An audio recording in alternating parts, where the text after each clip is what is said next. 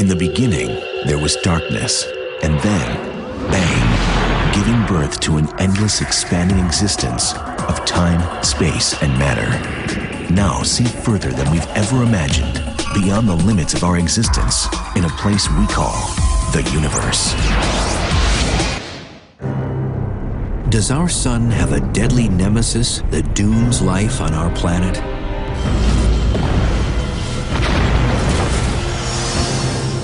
Is it possible to travel through time? It is one of the greatest questions.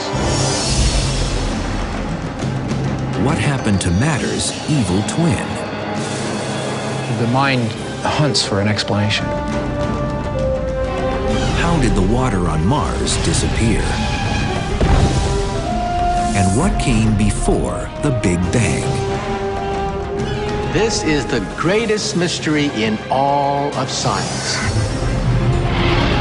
Big questions and cutting-edge science. The universe, unexplained mysteries.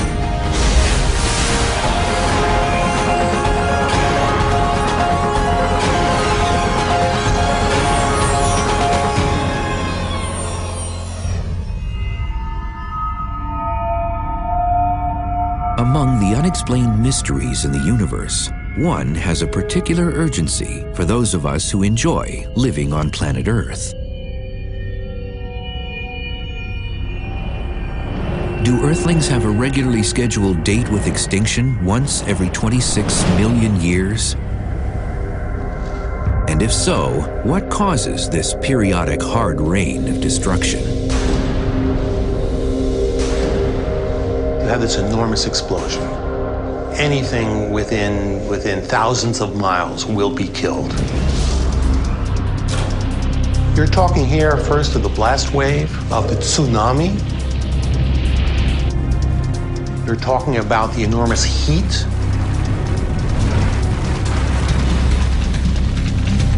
Fires all around the globe. And then darkness. For millions of years, enormous objects from space have slammed into Earth with disastrous results.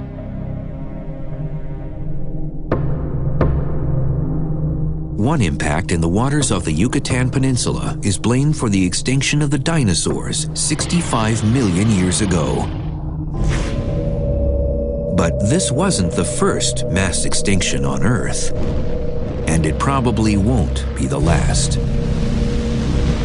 And it wasn't the biggest mass extinction event of all time, because that one was the Permian extinction, in which 95% of the species in the oceans died and about 80% of those on land. So radical extinction events have happened. Some scientists believe these periods of death and destruction happen like clockwork. Some paleontologists found a very strange pattern. What they found were the great extinctions, such as the ones that killed the dinosaurs, but others too, didn't happen at random times, but seemed to occur on a regular time schedule. That was very strange. They were disappearing every 26 million years, was begging for an explanation. Astrophysicist Richard Muller believes the explanation for this periodic destruction is a dim red dwarf star lurking on the edge of the solar system. A star that he fittingly calls Nemesis.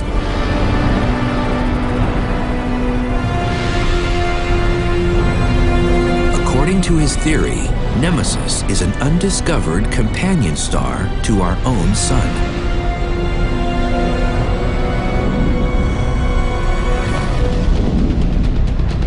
It travels between 1 and 3 light years from the center of the solar system on an elongated elliptical orbit. As Nemesis makes its closest approach to the sun every 26 million years, its orbit takes it right through the Oort cloud, a collection of an estimated trillion comets surrounding our solar system. That's when the order of the solar system turns especially chaotic.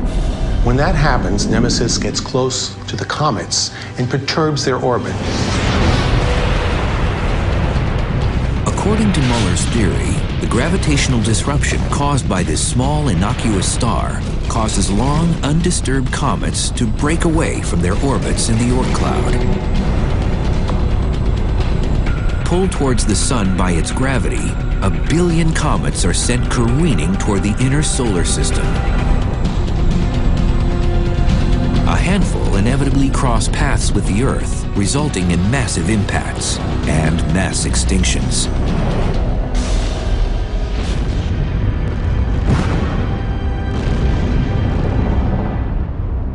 The claim that our Sun has an undiscovered companion Death Star is controversial.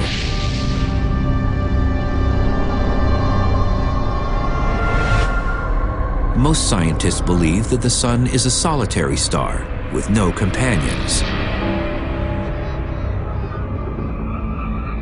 But in the universe, binary or even triplet stars grouped together by gravity are the norm.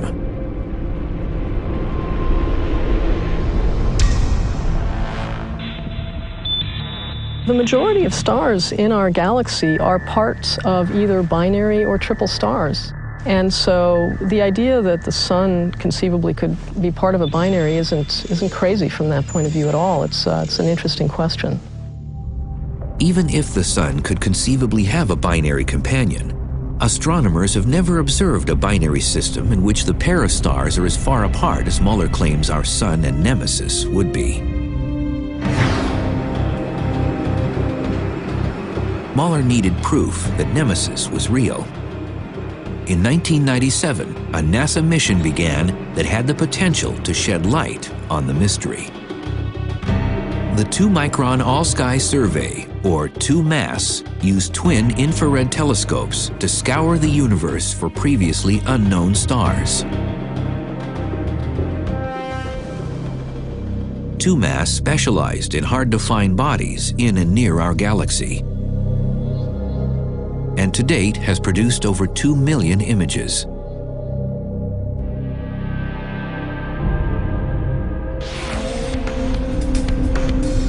If Nemesis was out there, 2MASS should have spotted it. But the survey never detected anything fitting the description of Muller's Death Star. We've looked real hard for Death Star, for Nemesis, and we can't find it anywhere. But Muller isn't surprised 2MASS didn't find his Nemesis. The reason is, at a distance of about 1 light year, which is the distance it would have in order to have a 26 million year orbit, its motion is very little. And so it would have been missed by the standard surveys that look for nearby stars. Another possibility is that Nemesis may actually be a brown dwarf. These failed stars are much smaller than red dwarfs. And with a highly elliptical orbit, a brown dwarf would remain far from Earth most of the time and out of the watchful eye of astronomers. If that's the case, Nemesis could have easily slipped under the 2MASS radar. Richard Muller vows to continue looking and plans yet another, more detailed study. He believes it's only a matter of time before Nemesis is found. There are lots of stars out there. There are millions of them. But when you find a needle in a haystack, you can look at it and say, well, that's not hay. Similarly with this, when we find Nemesis, we'll measure the orbit and we'll prove that it's Nemesis.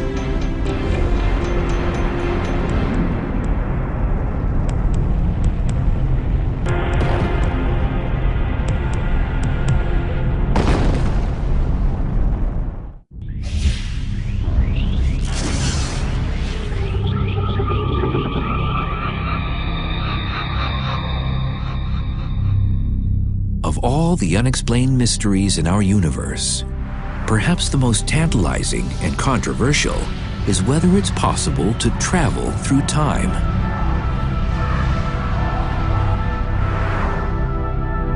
Can we really travel back into the past? Can we really alter our destiny? It is one of the greatest questions.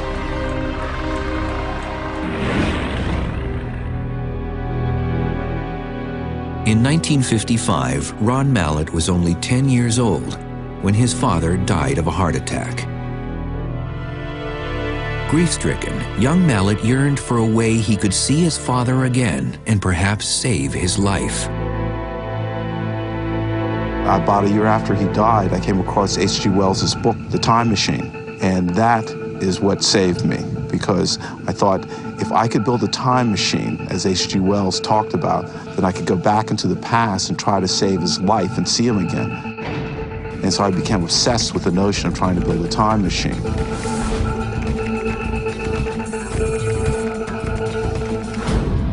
Gentlemen, I am talking about traveling through time.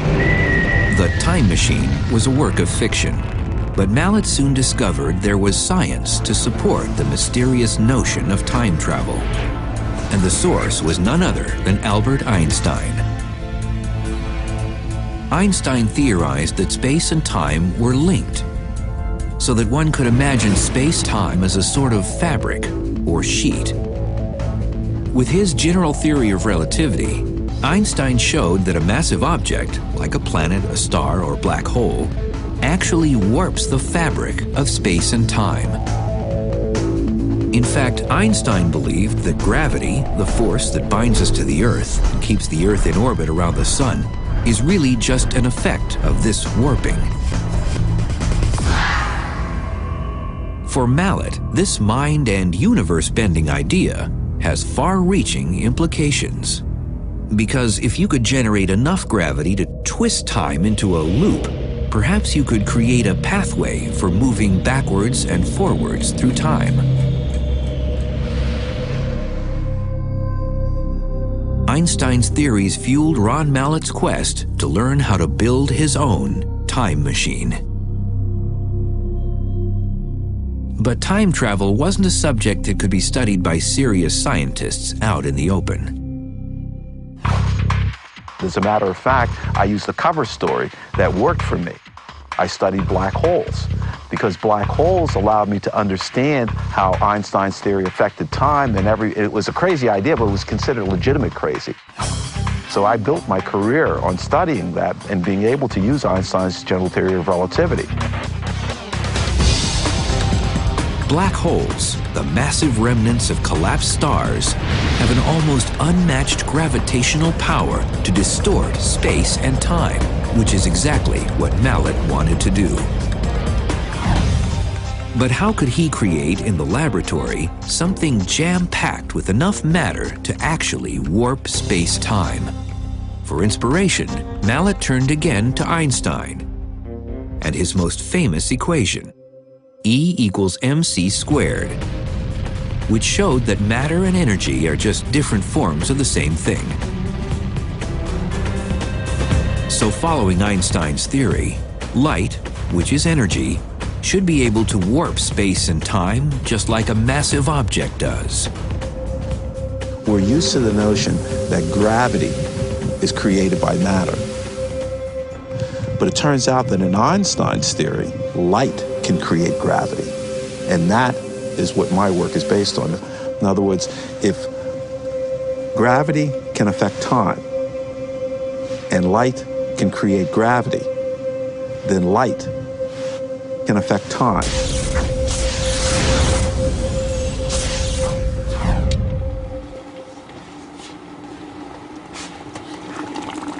Mallett has built a model to demonstrate his concept, that a circulating laser beam can create a tunnel of light that twists space and time. It has 4 intersecting laser beams. The region within that column of light would represent the region in which space is being twisted.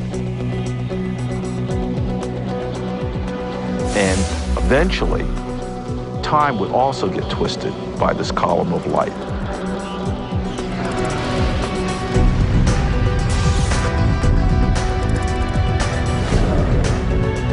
And this would allow us to travel back into the past. The first time traveler will have to be something much smaller than a human being, a subatomic particle like a neutron. What we're trying to do is not human beings, but to try to send subatomic particles